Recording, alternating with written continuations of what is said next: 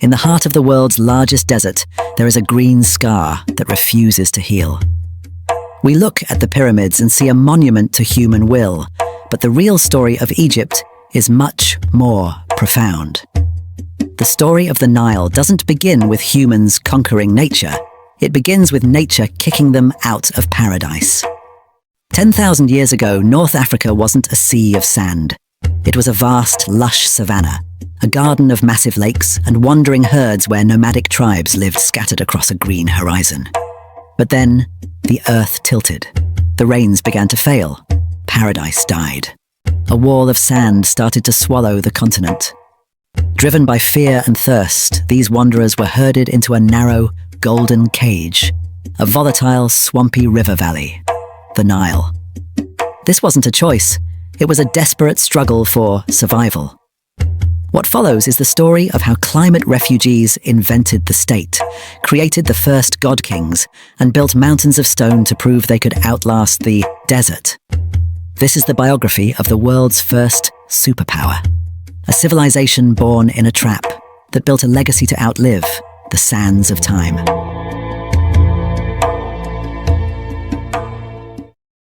Just as the ancient Egyptians used the most advanced tools of their era to build massive wonders, I use the best AI tools. Our story begins when the map of Egypt was a landscape of two faces: the narrow rocky canyons of Upper Egypt in the south and the vast marshy delta of Lower Egypt in the north. For a long time, these two regions moved at the same pace. But by 3300 BCE, the map of Egypt was being simplified. While the north remained a collection of rural districts, the southern horizon was already dominated by rising city-states like Thinis, Nakada, and Hierakonpolis, fueled by a lucrative exchange of goods with distant lands like Mesopotamia.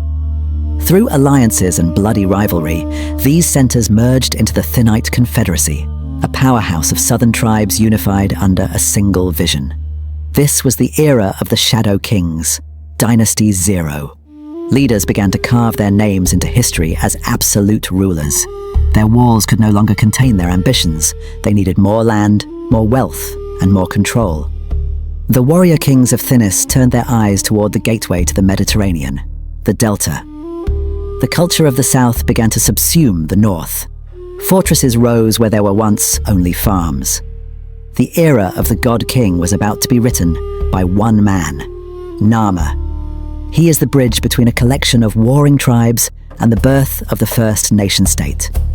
Egypt's unification was forged in conquest, immortalized by a monument to absolute triumph, the Nama Palette.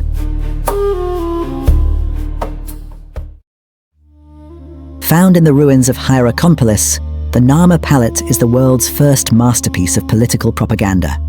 On one side, Nama raises a mace to subdue a kneeling rival. On the reverse, he marches past rows of his fallen enemies. The message was absolute. The unification of the two lands was forged through uncompromising conquest. The intertwined mythical beasts on the stone represent a new, forced harmony. The red crown of the north and the white crown of the south were now one. To lock this conquest in place, Nama founded a new capital at the junction of the valley and the delta, Memphis. Known as the White Walls, it was a cork in a bottle. From this strategic throne, the first pharaoh could control every grain of wheat and every human soul moving between the north and the south. The cage was closed. Military conquest is a blunt instrument. To rule so many people, the kings needed a revolution of the mind, Ma'at. This wasn't just a law, it was the divine personification of truth, justice, and the cosmic balance. The king ceased to be a mere man and became the living incarnation of Horus, the falcon-headed god of the sky. He was now the only bridge between the heavens and the earth. State propaganda convinced people that without the pharaoh, the sun would not rise and the Nile would not flood. Taxes were now a religious act of survival. To pay the state was to keep the universe from collapsing. To manage this divine machine, the gods needed accountants. This was the birth of the scribe, an elite bureaucracy that used the world's first tax system, the following of Horus.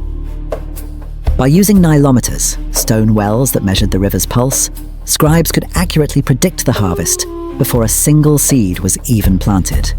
If the water rose, taxes rose. If the river failed, the king lowered the burden to prevent revolt.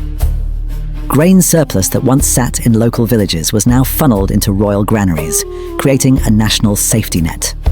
By feeding his people during famine, the pharaoh validated his divine status. With a population fed, controlled, and spiritually bound to their leader, the Egyptian machine was finally set for the greatest architectural leap in human history: the pyramids. Around 2600 BCE, Egypt entered its first golden age, the Old Kingdom.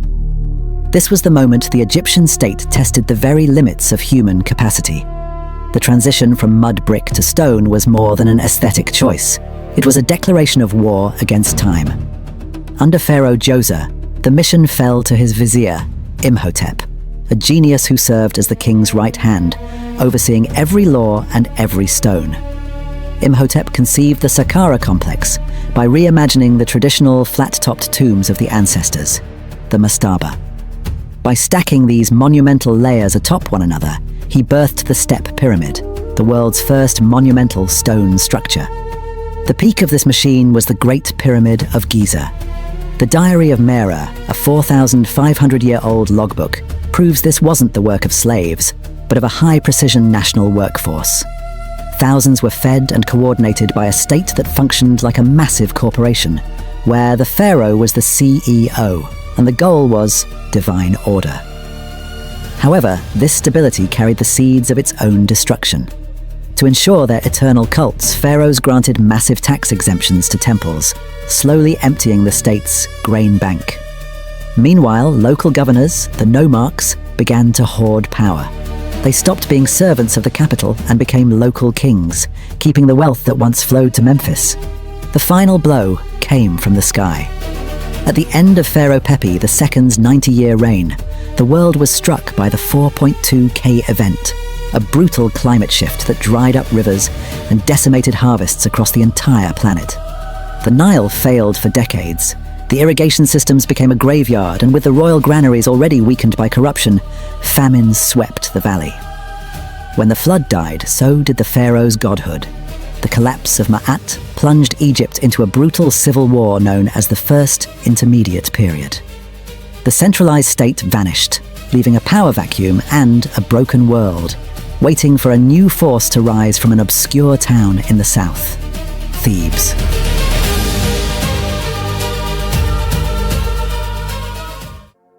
If the Old Kingdom was the age of stone, the Middle Kingdom was the era of the human face.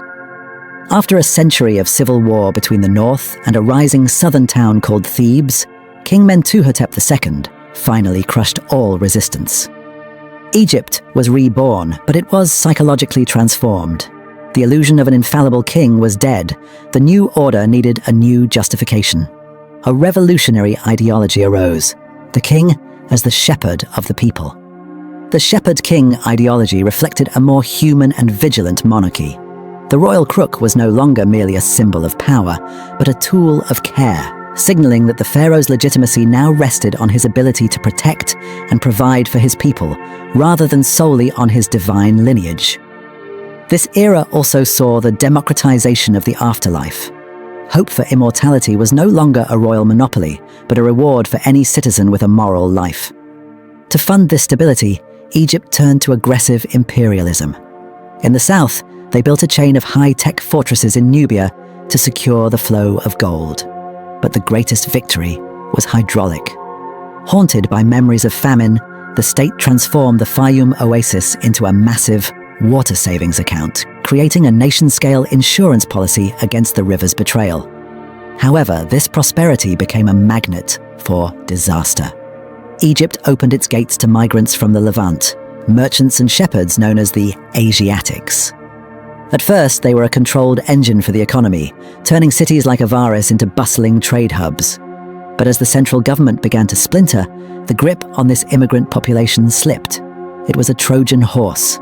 The threat wasn't a failing Nile or rebellious governors. The danger was already inside the gates. These shepherds were becoming masters, carrying technologies the Egyptians had never seen, weapons that would soon turn the hunters into the hunted. The stability of the Middle Kingdom didn't shatter because of the Nile. It shattered because the borders failed. For the first time, Egypt was conquered. The Hyksos, rulers of foreign lands, infiltrated the delta and seized the throne. To the native Egyptians in the south, this wasn't just a change in leadership. It was the arrival of chaos. The Hyksos brought a technological apocalypse. While Egypt still fought on foot with copper, the invaders utilized the chariot and the composite bow. Egypt was forced to evolve or perish. The conflict turned personal when the Theban king Seqenenre was executed on the front lines. But his death sparked a fire. His successor, Ahmose I, mastered the enemy's own weapons, drove the Hyksos out of Avaris, and hunted them into Palestine. The gates were closed, but the Egyptian mind had changed forever. The desert was no longer a shield, it was a highway for invaders. To survive, Egypt had to control the lands where threats were born. This was the birth of the new kingdom. The pharaoh was no longer just a shepherd, he was a professional general. Egypt turned its society into a permanent war machine, marching north into Syria and south into Nubia to create a buffer zone. At this height of power, two titans defined the era. Hatshepsut chose wealth over war, reopening trade routes to the land of Punt and flooding Egypt with exotic gold and myrrh. But her successor, Thutmose III, the Napoleon of Egypt, brought the sword. Through 17 relentless campaigns, including the tactical victory at Megiddo, he pushed the empire's borders from the Euphrates to the deep south. Egypt was now the undisputed superpower of the Mediterranean. But this openness to the world brought more than wealth. It brought dangerous new ideas that would lead to the strangest revolution in human history. Under the Sun King, Amenhotep III, Egypt reached its geopolitical zenith. Gold was so abundant it was said to be as common as dust. But this wealth created a state within a state, the priesthood of Amun. They controlled so much land and treasure that they began to rival the pharaoh's own authority. The counterattack came from his son, Akhenaten. His religious revolution, replacing the old gods with the solar disk, the Aten, was a calculated political strike to shatter the priesthood's power. He built a new capital in the desert and seized the temple's wealth. But while Akhenaten focused on theology, the empire began to fray. Vassals in Syria were swallowed by the rising Hittite Empire, and the king's isolation left Egypt vulnerable. After Akhenaten's death, the experiment collapsed. The boy king Tutankhamun was forced to restore the old gods, and the military eventually seized the throne. This gave rise to the Ramesside dynasty, a line of generals obsessed with restoring Egypt's military prestige. The peak of this era was Ramesses II, the Great. He faced the Hittites at the Battle of Kadesh, the largest chariot battle in history. The thundering collision of thousands of war machines ended in a stalemate, leading to the world's first recorded international peace treaty. Ramesses II spent the rest of his 66-year reign building megalomaniac monuments like Abu Simbel to project a power that was becoming increasingly rigid. Beneath the surface, the machine was stalling. The temples again owned a third of the land, the army depended on foreign mercenaries, and the bureaucracy was bloated. While Egypt celebrated its glory, the world outside was changing. A wave of droughts and migrants was about to shatter the Bronze Age, and Egypt was on a collision course with the greatest catastrophe of the ancient world.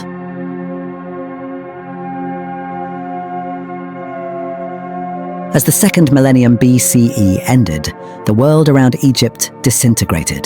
The Bronze Age collapse, a perfect storm of drought and famine, toppled every major power in the Mediterranean. Egypt was the only superpower to survive the storm, but the cost would ensure it never regained its former glory. The threat came from the waves, a mysterious confederation of invaders known as the Sea Peoples.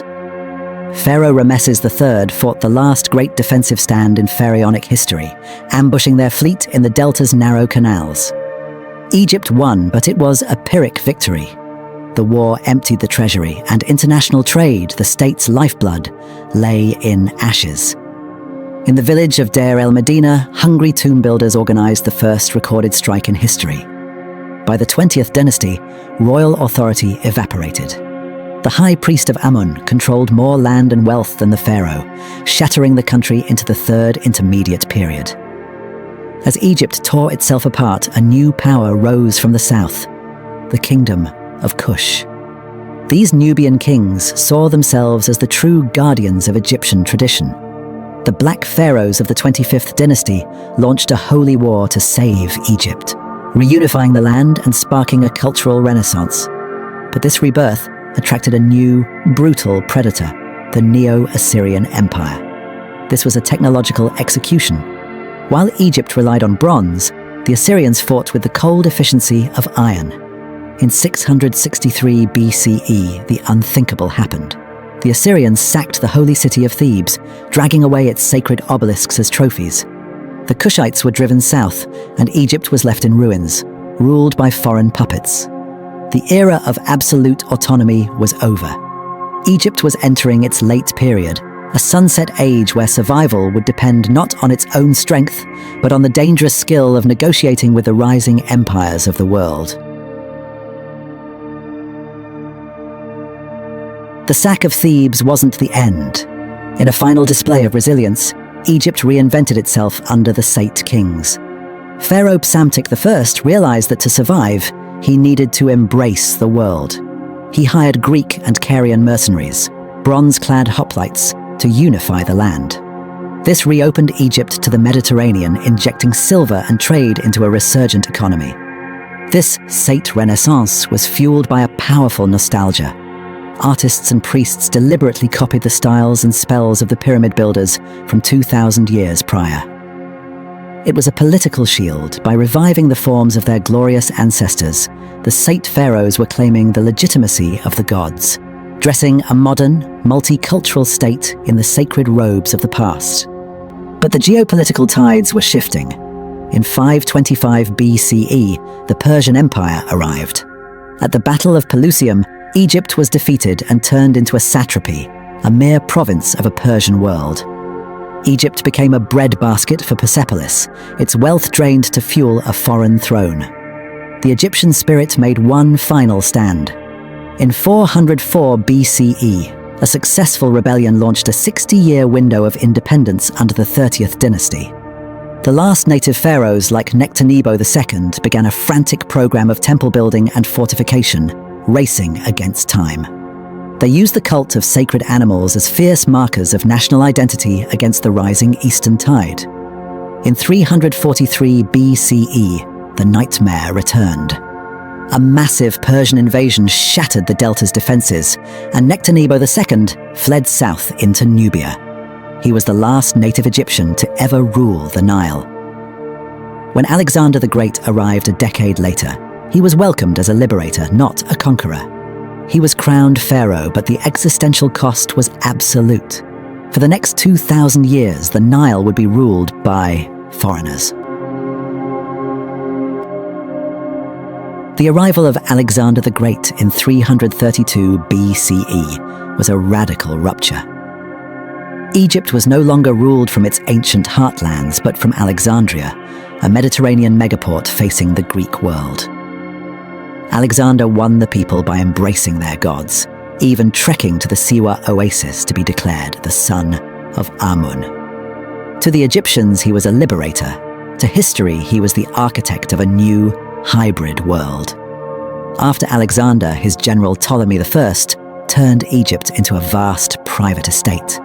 The Ptolemies perfected the centralized state with corporate efficiency, replacing barter with coins and imposing monopolies on everything from oil to beer. This created a two-tiered society, a Greek-speaking elite in Alexandria and an Egyptian majority laboring in the fields. To keep the peace, they built magnificent temples like Edfu and invented a hybrid god, Serapis, to bridge the gap between Zeus and Osiris. Technologically, Egypt surged.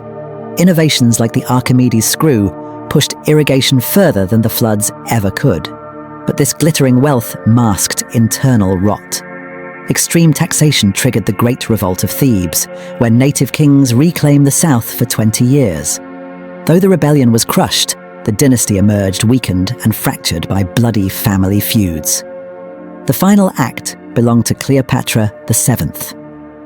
Unlike her predecessors, she learned the Egyptian language and presented herself as the living incarnation of Isis.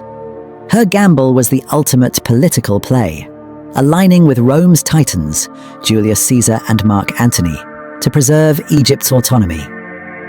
But the game ended at the Battle of Actium. With her defeat and tragic passing in 30 BCE, the era of the Pharaohs reached its definitive end. Egypt became the personal property of the Emperor Augustus, a strategic breadbasket province to feed the Roman masses. Under imperial rule, as Christianity spread, the old rites were silenced. When the last hieroglyphic inscription was carved at Philae in 394 CE, the ability to read the ancient texts vanished. The sovereign political entity born with Narmer 3,000 years prior had dissolved. The ecological cage of the Nile had forced the creation of a monumental civilization, and its immense wealth had finally attracted a world that consumed it. The cycle that began in the Green Sahara was now extinguished.